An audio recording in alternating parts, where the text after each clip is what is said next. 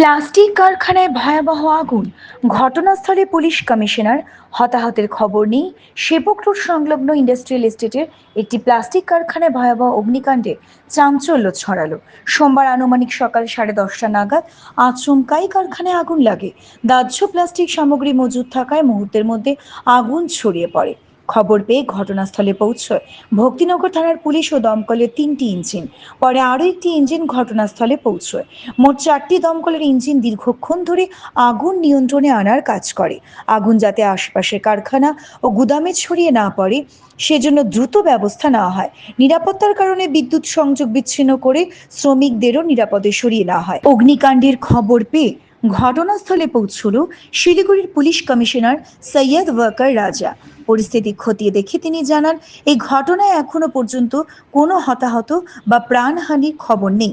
আগুন নিয়ন্ত্রণে এলেও পুরোপুরি নেভানোর কাজ চলছে। পুলিশ কমিশনার আরও জানান, কি কারণে আগুন লাগলো তা খতিয়ে দেখা হচ্ছে। প্রাথমিকভাবে শর্ট সার্কিটের সম্ভাবনা উড়িয়ে দেওয়া না হলেও তদন্তের পরই অগ্নিকাণ্ডের প্রকৃত কারণ স্পষ্ট হবে।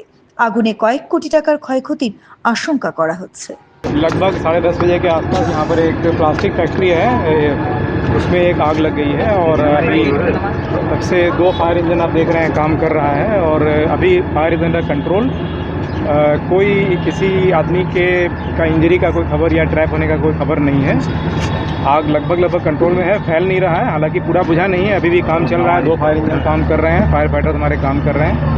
फायर का कारण जो है वो इन्वेस्टिगेशन के बाद पता चलेगा, उस पर हम बाद में बता पाएंगे।